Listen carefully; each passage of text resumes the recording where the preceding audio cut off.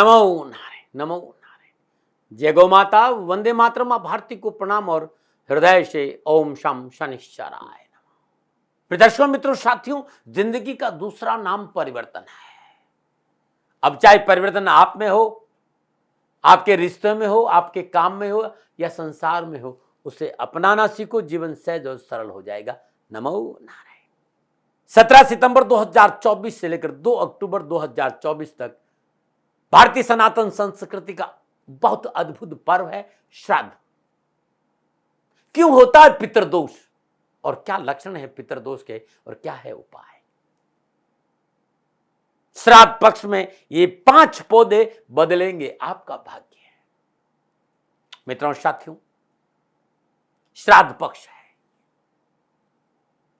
प्रेम से, श्रद्धा से, हृदय से सभी पितरों को प्रेम नमन। आपके पितरों को बहुत बहुत प्रणाम। इस धराधाम पर जितने भी पितर हैं उन सबको मेरा प्रणाम। नमन करता हूं पितरों के श्री चरणों में और आपकी शांति के लिए ईश्वर से प्रार्थना करता हूं। ईश्वर के चरणों में कोटि कोटि हम जीवों की आप रक्षा करें, प्रसन्न होकर हम जीवों को आशीर्वाद दे। इस श्राद्ध पक्ष में यही प्रभु के चरणों में, गुरु महाराज जी के चरणों में हमारी प्रार्थना है। 17 सितंबर से 2 अक्टूबर तक श्राद्ध पक्ष है। सूर्य जब कन्या राशि में प्रवेश करते हैं ना, तब पितरों का पृथ्वीलोक में आगमन होता है। पृथ्वीलोक में आए पितरों की मुक्ति के लिए सूर्य भगवान के सिर चरणों में मैं प्रार्थना करता हूं। वे अपनी रश्मियों से, अपनी किरणों से अमृत वर्षा करते हुए सभी पितरों को मोक्षगामी बनाए, समस्त प्रेत आत्माओं को मुक्ति प्रदान करे। यही प्रार्थना भगवान सूर्य भगवान मेरी स्वीकार करें। श्राद्ध पक्ष पर पुनः कुछ कहने कर आपके सामने आया हूं। फिर याद दिला रहा हूं कि पूर्णिमा का जो श्राद्ध है वो 17 तारीख को है और पहला श्राद्ध जो होगा प्रतिपदा का वो 18 सितंबर से प्रारंभ होगा। आपके परिवार के वे सदस्य जिन्हें पूर्णिमा के दिन देह त्याग किया है, लेकिन हम देह का अग्नि संस्कार करते हैं, उसके 1 वर्ष तक श्राद्ध नहीं करते। इस बात का ध्यान रखिएगा। जिस तिथि में मृत्यु हुई है उस तिथि के 1 साल के बाद श्राद्ध करते हैं। यदि आपके परिवार में पिताजी नहीं है तो पिताजी का श्राद्ध करें, माताजी नहीं तो माताजी का श्राद्ध करें, दादाजी नहीं तो दादाजी के श्राद्ध करें, दादी जी नहीं दादी जी का श्राद्ध करें, माता पिता दादा दादी अपने पूर्वजों का श्राद्ध करें। श्राद्ध को अपनी चेतना के साथ जोड़िए, अपने दिल के साथ जोड़िए, अपने हृदय के साथ जोड़िए, क्योंकि जो मामला है वो श्रद्धा का है। हमारे राष्ट्र में तथाकथित कुछ लोग बहुत मजाक बनाते हैं हमें ध्यान नहीं देना है। हमें हमारी संस्कृति का सादर सम्मान करना, उन्हें हमें अपनाना है। हमारी संस्कृति अपनों का बड़ा का आदर करती है। जिन्होंने हमें संसार में लाया है, जो हमारे जन्मदाता है, हमारी खुशहाली के लिए, हमारी उन्नति के लिए, हमारी प्रगति के लिए, हमारे विकास के लिए, हमारे शौक के लिए उन्होंने सब कुछ अपना दांव पे लगा दिया, अपना सब कुछ निछावर कर दिया।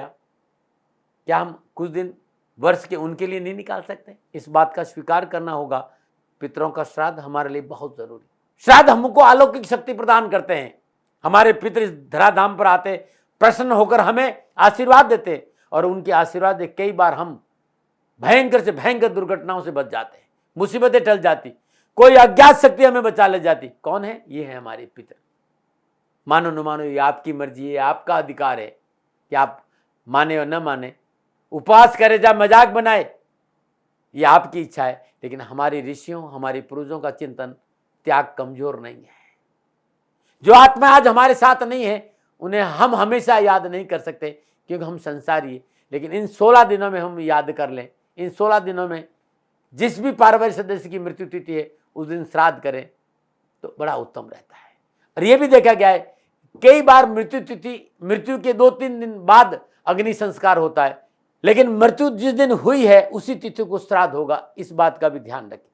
दाह संस्कार हुआ उस तिथि को नहीं मानते। शास्त्र कहता है कि यदि अपने पूर्वजों की तिथि है, उसी तिथि, जिस तिथि को मृत्यु हुई है उसी को श्राद्ध करेंगे। और आपको मृत्यु तिथि याद नहीं है, यदि वो पुरुष है तो अमावस्या का श्राद्ध करना चाहिए, और यदि वो महिला है तो 9वीं तिथि को श्राद्ध करना चाहिए। एक बहुत जरूरी बात है जो आपको ध्यान देना, श्राद्ध के पूजन में कभी भी लाल पुष्प का प्रयोग नहीं करना चाहिए। पूजन, हवन, तर्पण, श्राद्ध के समय अनामिका अंगुली में कुश की पवित्री धारण करना बहुत जरूरी है।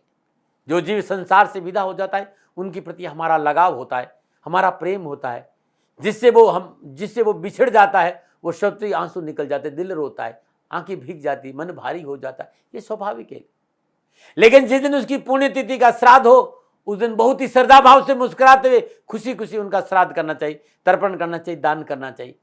हंसते हुए आंखों से आंसुओं से नहीं आना चाहिए। यदि आप रोते हुए पूजा दान करेंगे तो दान और पूजन आपके पितरों को नहीं लगेगा, इस बात का ध्यान रखिएगा। कुछ बातें थी जो मैंने बताई। अब कब होता है पितृदोष?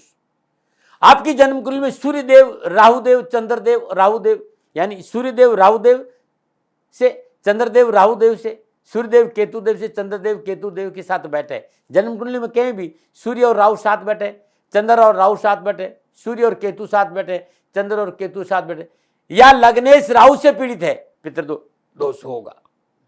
राहु और सूर्य की युति 6-8-12 में है, पितृदोष का निर्माण होता है।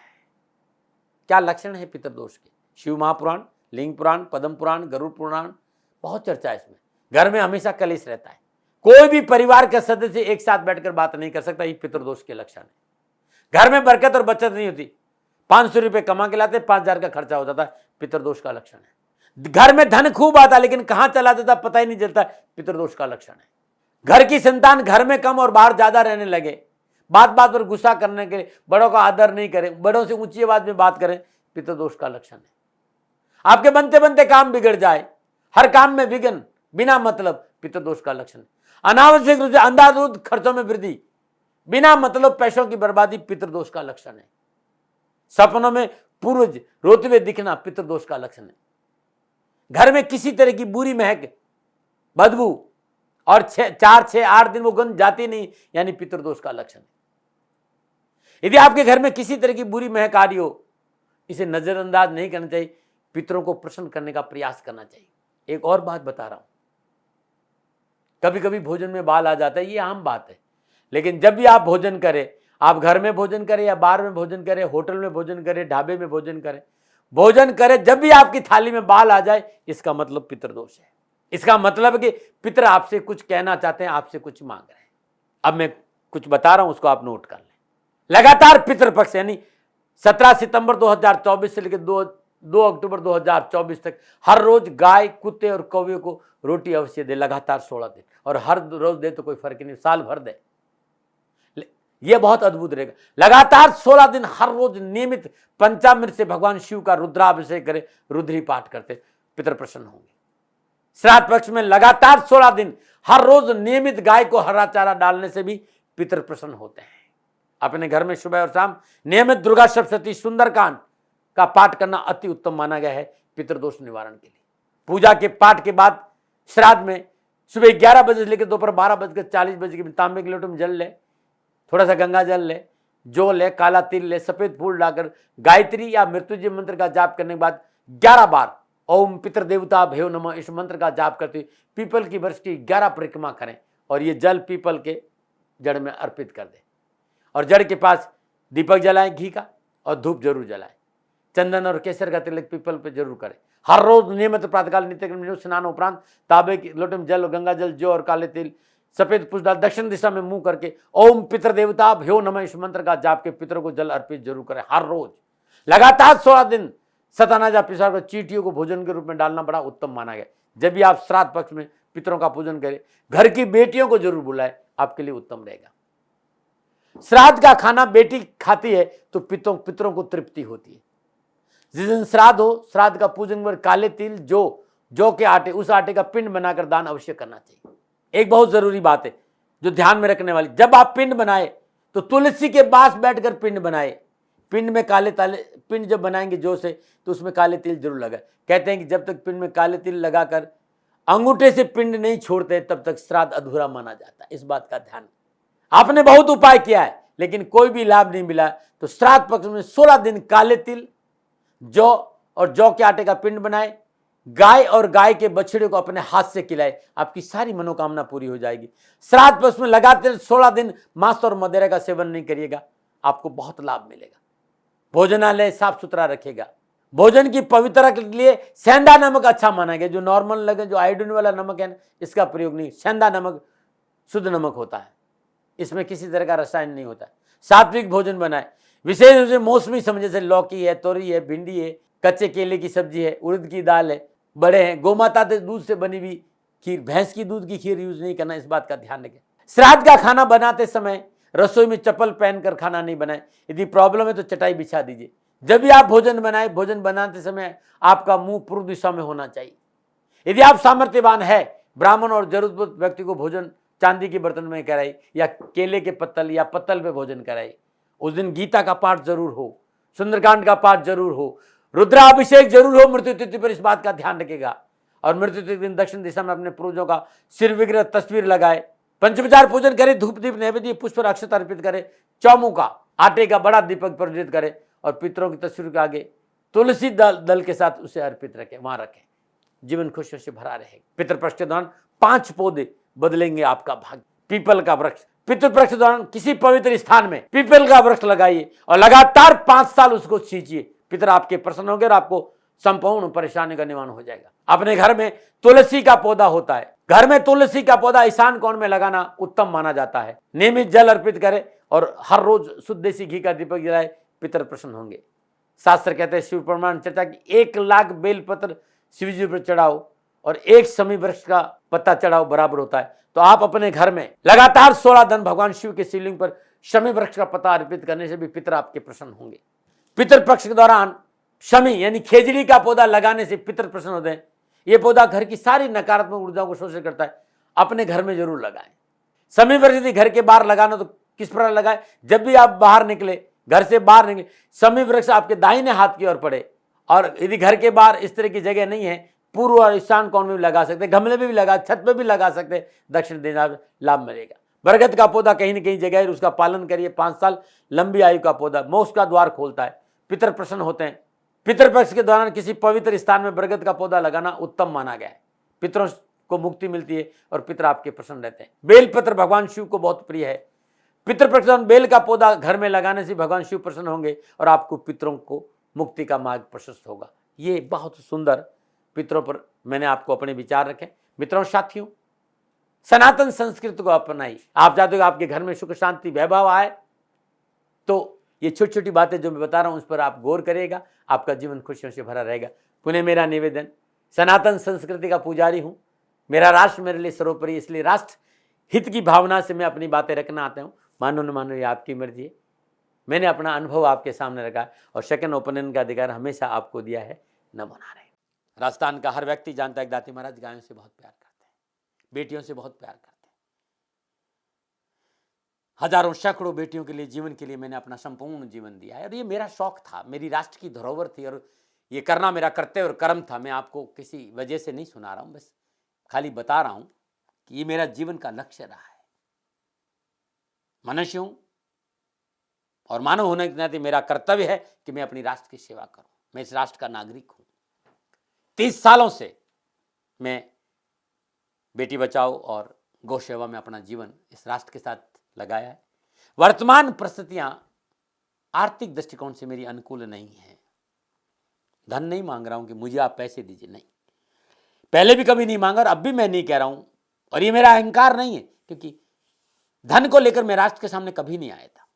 हमेशा मैंने एक साहब सेवा करी, आप, मैं भी सेवा करता हूं, आप भी सेवा करें। धन नहीं चाहिए, लेकिन वर्तमान में जो आर्थिक परिस्थिति हैं वो मेरे को ये कहने के लिए मजबूर कर रही है कि सन्निधान गौशाला की गायें दुखी नहीं रहे, इसके लिए मुझे आपका सहयोग चाहिए। और सहयोग के लिए मैं स्वयं आपके साथ खड़ा हूं, आपकी समस्याओं के समाधान के लिए। भाई, आप अपनी जन्म कुंडली का अवलोकन कराना चाहते हैं, आप अपनी जन्म कुंडली बनाना चाहते हैं, आपको बहुत सी चीजों की जानकारी चाहिए, तो मैं आपके साथ खड़ा रहूंगा, पूरे साल खड़ा रहूंगा, जब तक जीऊंगा तब तक खड़ा रहूंगा। नंबर आ रहा है, इन नंबरों पर संपर्क करिए, आप मेरे से बात करिए, लेकिन इसकी एवज में गायों के लिए चारे की व्यवस्था कर लीजिए। और इसीलिए मैंने कहा था कि भाई थोड़ा दिन, इस समय मैं परेशानी में हूं और मेरी गायें चारों को लेकर थोड़ी सी परेशान है। ऐसा हृदय से आया, लोगों ने कहा कि राष्ट्र आपसे प्यार करता है दाती महाराज, एक बार निवेदन करिए। तो मैं दान नहीं मांग रहा हूं, फिर भी मैं अभी भी मैं मेरा ये अहंकार नहीं साथियों, मेरा राष्ट्र सर्वोपरि है। मैं ये नहीं कह रहा हूं, मैं ये कह रहा हूं मैं परिश्रम करूंगा आपके लिए, और परिश्रम के एवज में गायों के लिए चारे की व्यवस्था करिए। शनि भगवान आपकी रक्षा करे और आपका जीवन सदा खुशियों से भरा रहेगा, ऐसा मेरा निवेदन। और वे लोग जो सक्षम है, सामर्थ्यवान है, और जिन्हें दाती महाराज के ज्योतिषीय समाधान की आवश्यकता नहीं, तो उनको मेरा प्रणाम, क्योंकि बहुत से लोगों को मैंने देखा है पिछले 1 महीने में लगभग 20 से 25-50 लोग ऐसे भी हैं। मैं उन सब के प्रति अपना आभार प्रकट करता हूं, और ये सहयोग मैं जीवन भर याद रखूंगा। मित्रों, समय ऐसा है कि मेरी परिस्थिति आर्थिक दृष्टिकोण से अनुकूल संकेत नहीं दे रही है, इसलिए मैंने राष्ट्र से कहा कि सन्निधान गौशाला में परेशानी नहीं चाहिए। सरकार सपोर्ट कर रही है, अपनी सीमाओं में रहते हुए जो सरकार करती है, लेकिन उससे पूरा नहीं पड़ता है, ये आप भी जानते हैं। शासन की अपनी एक सीमा है और अपनी मर्यादा है, और शासन के पास और बहुत से काम है। लेकिन फिर भी मैं आप सभी का धन्यवाद देते हुए हृदय से पुनः एक बार निवेदन करना चाहता हूं कि आपको लगता है कि दाती महाराज के साथ सन्निधान गौशाला में खड़ा रहना है, तो नंबर है, जरूर सहयोग करें। मेरा कोई दबाव नहीं है, प्रार्थना थी। ओम नमो नारायण। ओम नमो।